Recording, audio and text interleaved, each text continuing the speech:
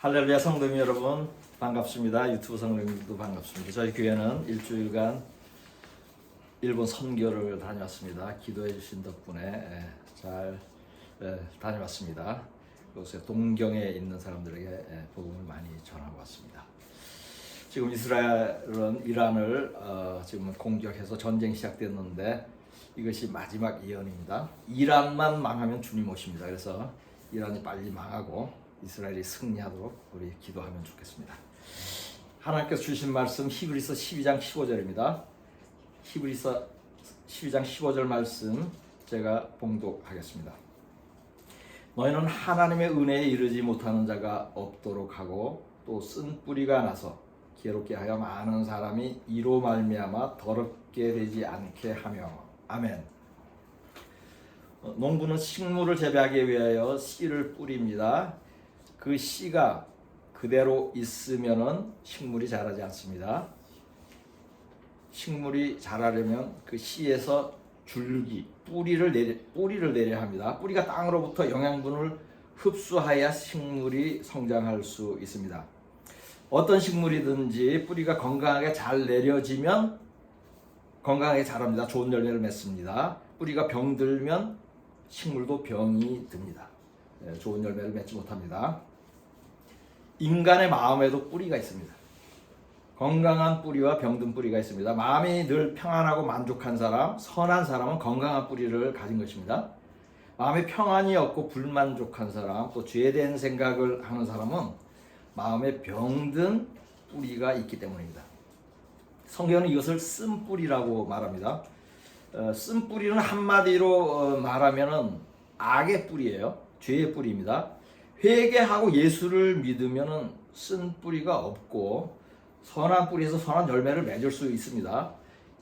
그러나 믿는 사람들 중에도 쓴 뿌리로 고통받는 사람들이 있죠. 본문 말씀을 다시 보겠습니다. 너희는 하나님의 은혜에 이르지 못하는 자가 없도록 하고 또 쓴 뿌리가 나서 괴롭게 하여 많은 사람이 이로 말미암아 더럽게 되지 않게 하며 아멘.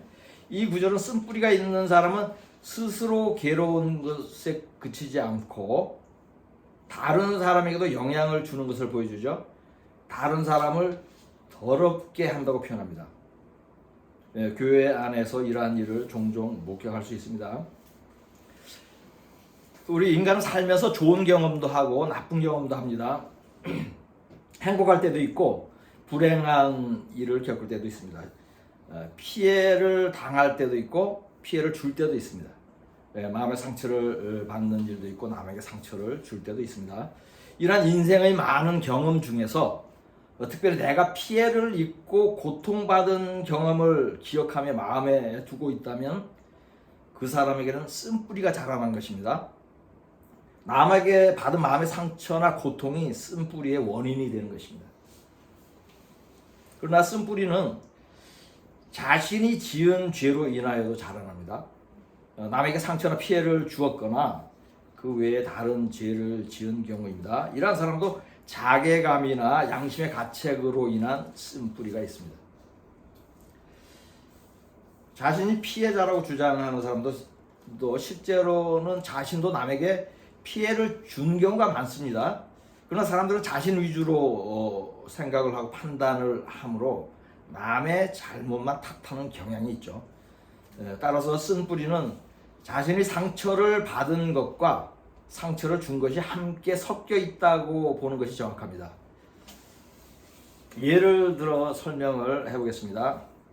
초등학교 때 부모가 교회를 가지 말라고 하는 말을 듣지 않아서 여러 차례 매를 맞았다고 말하는 사람이 있었습니다. 심하게 맞은 경우도 있다고 합니다. 저는 두 사람에게 이런 말을 들었어요. 이들이 교회 가지 말라는 부모의 말을 거역한 것은 다른 것이 아닙니다. 어린아이가 부모에게 매를 맞으며 교회를 가는 것은 핍박을 견디면서도 신앙을 지키는 것이다. 이거 아니에요. 교회를 가지 않아도 예수는 믿을 수 있습니다. 초등학교 어린이라면 부모가 매를 들고 교회를 가지 말라고 하면 우선 부모 말을 들어야 합니다. 그리고 나중에 기회를 보아서 부모님에게 승낙을 얻어서 가야 하는 것이죠. 눈앞에서 어린 자식이 지금 가지 말라고 했는데 바로 또 교회를 가고 이렇게 거역하면 부모가 속상하죠. 자식들이 부모를 속을 상하게 해서 우는 경우가 많았습니다. 저도 저희 어머님도 봤어요. 자녀가 속상하게 해서 우는 거. 그런 경우 있죠. 그런데 이런 자식들도 뭐죠? 부모 원망만 해요. 그죠? 자기가 잘못한 것은 기억하지 못해요. 그래서 부모로 인한 상처가 있다고 이렇게 얘기합니다. 이처럼 눈앞에서 부모가 자식이 계속 거역하면 부모도 속상하는 거예요. 이런 경우 이 아이는, 이 자식은 부모에게 상처를 준 것이에요. 그런데 조금 전에 말했듯이 자기가 받은 상처만 기억하잖아요. 그러면 쓴뿌리가 되는 것이. 이처럼 쓴뿌리는 당사자 모두에게 책임이 있는 경우가 많습니다. 그럼에도 남에게만 책임을 전가하려고 하면 그 쓴뿌리가 치유가 되지 않아요. 쓴뿌리는 남의 잘못은 용서하고 나의 잘못은 회개할 때 치유됩니다. 쓴뿌리는 성경에서 언급되듯이 성경적인 단어예요. 그렇지만 세상에서도 사용합니다. 정신과 의사나 심리학에서도 많이 언급이 돼요. 이들은 나름대로 쓴뿌리를 치유하는 진단을 합니다. 옛날에 나쁜 기억을 잊으라고 하고 또 분노하지 말고 용서하라고 하죠. 또 약도 처방합니다. 여러 가지 의학적인 심리학적인 기술을 적용을 해요. 그러나 세상 방법으로는 쓴뿌리를 제거할 수 없습니다. 왜냐하면 쓴뿌리는 영적인 문제이기 때문입니다. 쓴뿌리가 죄에서 온 것이라고 온 것이고 죄를 씻어야 치유되기 때문이에요. 죄를 씻는 방법은 한 가지밖에 없어요. 그것은 예수를 믿고 회개하는 것입니다. 그렇다면 예수를 믿지 않는 사람은 아무리 좋은 의사나 상담 치료사를 만나도 쓴뿌리 치유는 불가능한 것입니다.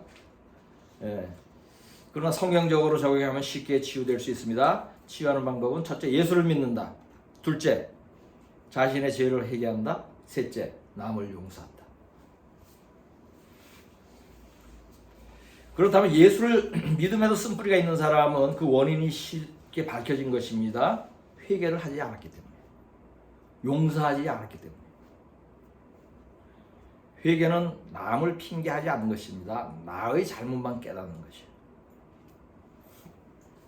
그러나 많은 사람들이 자신이 받은 피해는 기억하고 자신이 피해를 준 것은 인식하지 못합니다. 이러한 생각이 있으면 진정한 회개를 할 수 없습니다. 진정한 회개는 이렇게 하는 것입니다. 첫째, 나에게 악을 행한 사람을 용서한다. 우리 죄를 용서할 때 하나님도 우리의 죄를 용서한다는 주기도문의 말씀을 기억해야 됩니다. 우리가 우리의 죄를 용서한 것 같이 우리의 죄를 용서하여 주시고, 이렇게 우리가 고백을 하죠. 그것은 뭐냐면 남을 용서하지 않으면 나의 죄도 용서받지 못한다는 것이에요. 나의 쓴뿌리는 없어지지 않는 것입니다. 둘째, 나에게 악을 행한 사람에게 내가 지혜를 지은 것은 없는지 살펴야 합니다. 이혼하는 사람의 말을 들어보면 모두 배우자가 문제가 있다고 합니다. 재판정에서는 상대방이 죄가 있다고 주장하죠. 이렇게 말하는 이유는 자신의 잘못과 죄는 살피지 않기 때문이에요. 이러한 인간의 심리를 적용하면 남을 원망하는 사람은 자신도 원망받을 만한 일을 한 것이 분명한 것이에요.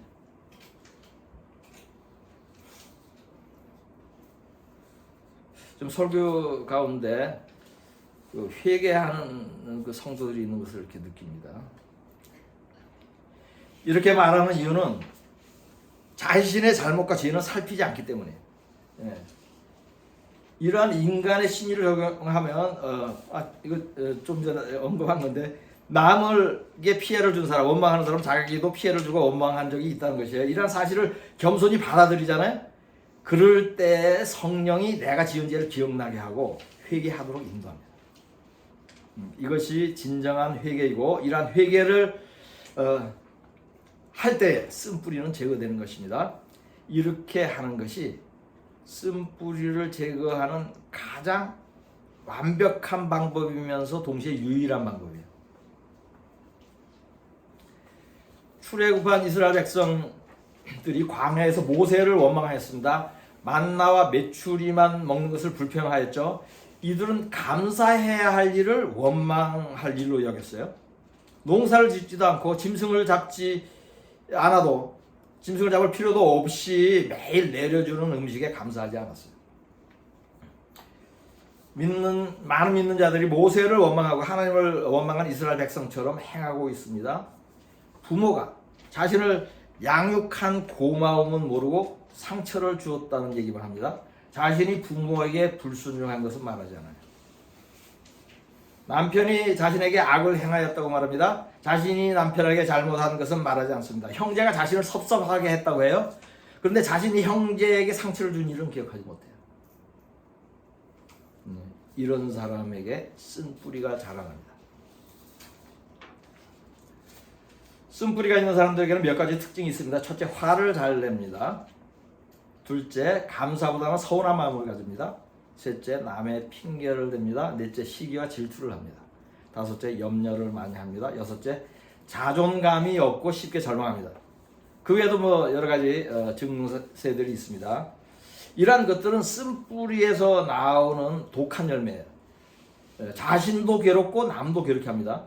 하나님과 관계를 맺는데 어려움을 겪게 하고 하나님의 은혜를 누리는데 방해가 됩니다.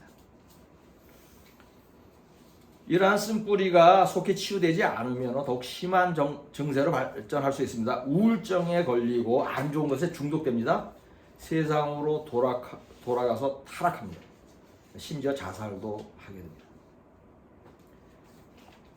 믿는 사람들 중에 종종 자살하는 사람들이 있습니다. 10여 년 전에는 유명한 탤런트가 자살을 한 사건이 있었습니다. 이 사람은 예수를 믿는 사람이었어요. 프로야구 선수와 결혼했고 이혼한 사람인데, 이 사람이 인생에 어떤 고난이 있었는지는 모르겠지만 예수를 믿음에도 자살을 한 것은 그 안에 뭐가 있다? 쓴뿌리가 있었기 때문이에요. 용서하지 않는 마음, 회개하지 않는 마음을 따라서 자살이라는 죄를 지은 것입니다. 믿는 자들의 자살의 원인은 쓴뿌리입니다. 1980년대에 세상을 떠들썩하게 한 도둑이 있었습니다. 대도 조세영입니다. 이 사람은 감옥에서 예수를 믿고 목사가 되었어요. 석방된 후 몇 년이 지나지 않아 다시 일본에서 도둑질을 하다가 체포되었어요. 일본 동경에서. 우리 교회가 선교를 간 곳입니다. 이 사람의 죄도 쓴뿌리가 원인입니다. 과거에 도둑질한 죄를 회개하지 않은 것이죠. 아니면은 자신 지은 죄에 비하여 15년 징역형이 너무 과하였다는 원망과 불평이 쓴뿌리로 남아있다고 죄를 지은 것일 수도 있습니다. 이처럼 쓴뿌리는 속히 제거하지 않으면 더 큰 죄를 짓고 자신도 망하고 남에게도 피해를 주게 됩니다. 쓴뿌리가 있는 교인은 교회 안의 다른 지체를 괴롭히게 됩니다. 한 교인의 예를 들어서 쓴뿌리가 어떻게 교회를 해롭게 하는지 설명하겠습니다. 이것은 제가 아는 어떤 목사에게서 들은 이야기입니다. 예수를 믿은 지 오래되지 않은 자매인데 영혼과 육체가 많이 피폐해진 상태에서 그 교회를 찾아왔다고 합니다. 하나님께서 이 자매에게 은혜를 크게 주셔서 그 교회에서 짧은 기간에 몸도 건강해지고 믿음도 자라고 또 전도도 열심히 했다고 합니다. 근데 얼마 지나지 않아서 이 자매가 교회 안의 믿음의 선배이고 어머니 같은 성도에게 심하게 대적한 일이 있다고 합니다. 내용을 알고 보니 이 자매는 감사해야 할 일을 서운한 일로 여겨 대적한 것이었습니다. 믿음이 어려서 그럴 수 있죠. 그래서 그 목사는 믿음이 어린 이 성도를 잘 달래고 또 용서도 해주고 회개하라고 권면도 했어요. 그래서 이 자매는 또 울면서 회개를 했다고 합니다. 그런데 몇 날이 안 돼서 또 같은 죄를 범했어요. 이때도 이 성도도 용서해주고 목사도 용서를 해줬어요. 근데 이 목사님이 얘기하기에는 이 성도는 크게 두 가지의 쓴뿌리가 배경으로 자리 잡고 있었다고 판단을 하더라고요. 하나는 공산주의 국가에서 오래 살면서 영적으로 사회 문화적으로 영향을 받은 것이라고 진단을 하고, 또 다른 하나는 부모로 인한 쓴뿌리였어요. 이 목사는 그 자매에게 쓴뿌리가 있다는 것을 알게 하고 훈계도 하였습니다. 알아듣는 듯 하였어요. 그러나 이 자매의 영적 상태가 계속 불안정하고 업앤다운이 아주 심하다가 또 은혜를 크게 받았다가 또 금세 쓴뿌리가 작동하고 이런 것을 목격을 했다고 합니다. 이 자매는 교회에서 자기 아버지에 대해서 얘기를 많이 했대요. 근데 그 자매의 말만 들으면 아버지는 매우 악하고 이 자매는 매우 선한 사람이었어요. 근데 이 자매도 아버지의 잘못만 얘기하고 자기의 잘못은 한마디도 얘기를 하지 않더래요. 그러면 이것은 뭐죠? 회개하지 않았던 증거죠. 그래서 회개하지 않았다고 판단을 했다고 합니다. 목사가. 아버지와 오랫동안 심하게 다투고 법정 소송까지 할 정도였다고 하면 아주 사이가 안 좋았던 거죠. 이 자매는 그리고 자신이 부모에게 사랑을 받지 못했다는 말을 자주 했다고 합니다. 어렸을 때 이런 경험, 이러한 인식과 또 아버지의 다툼이 그 자매에게 쓴뿌리로 남아있는 것인데 좀 심한 경우죠. 설교서도에 언급하였듯이 보통은 인간관계에서 서로가 상처를 주어도 자신이 피해자인 것처럼 말을 합니다. 이 자매도 동일한 생각을 가진 것이요. 이 자매 교회 안에서의 행동을 볼 때 부모에게 감사하지 않고 공경하지 않을 것이라는 심정이 충분히 가죠. 자신이 부모를 공경하지 않고 길러준 것에 감사는 하지 않고 아버지가 자신에게 행한 악만 말하는 것, 이것이 회개하지 않았다는 증거입니다. 쓴뿌리가 있다는 것이죠.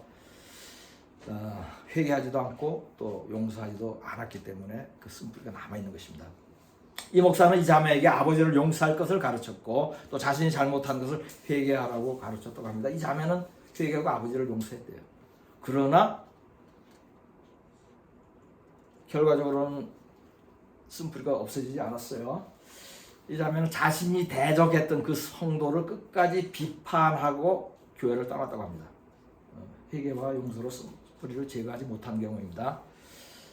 이 자매에 대한 이야기를 들으며 이 자매에게 나타난 증상을 몇 가지로 정리를 해보겠습니다. 첫째, 감사할 일을 오히려 서운한 일로 여겼습니다. 이스라엘 백성들이 광야에서 한 것과 똑같죠. 둘째, 이기적이었어요. 셋째, 피해 의식에 잡혀 있었습니다.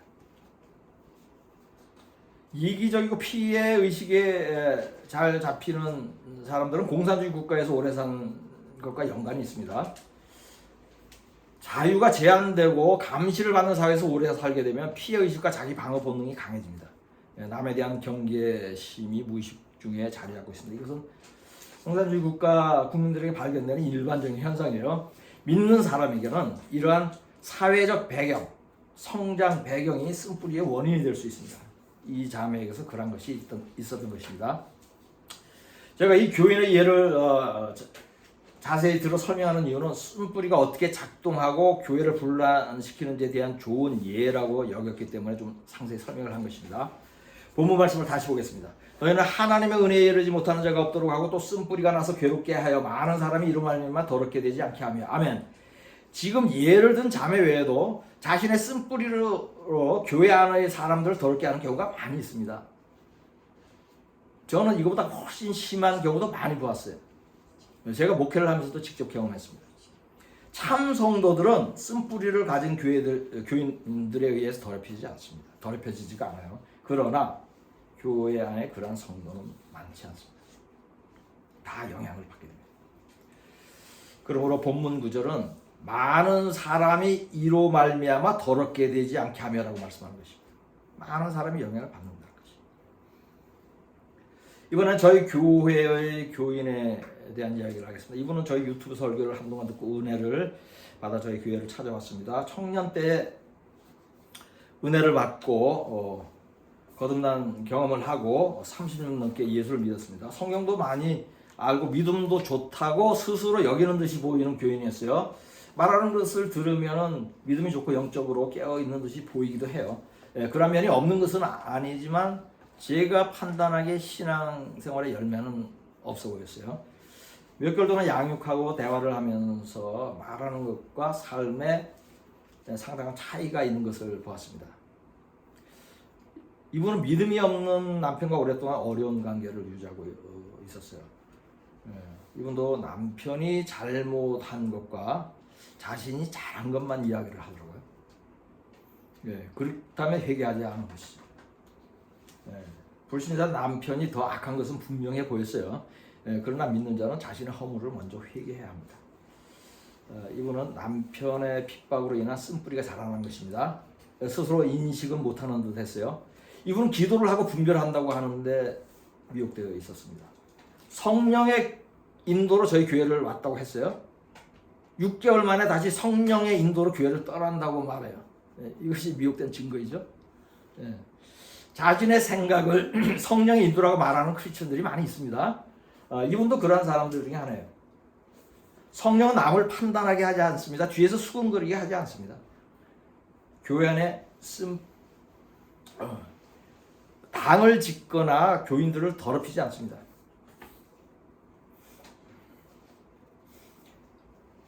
지금까지 쓴뿌리가 있는 몇 사람의 경우를 살펴보았습니다. 지금 예를 든 사람들이 보통 사람들과 특별히 문제가 많은 것은 아닙니다. 제가 좀 전에 얘기했지만 훨씬 더 쓴뿌리가 많은 사람도 많이 있었어요. 이것은 교회 안에 전반적인 상황이에요. 교회 안에 쓴뿌리를 가진 사람들이 매우 많다는 것입니다. 갈라디아서 6장 1절을 보겠습니다. 형제들아, 사람이 만일 무슨 범죄한 일이 드러나거든 신령한 너희는 온유한 심령으로 그러한 자를 바로잡고 너 자신을 살피고 너도 시험을 받을까 두려워하라. 아멘.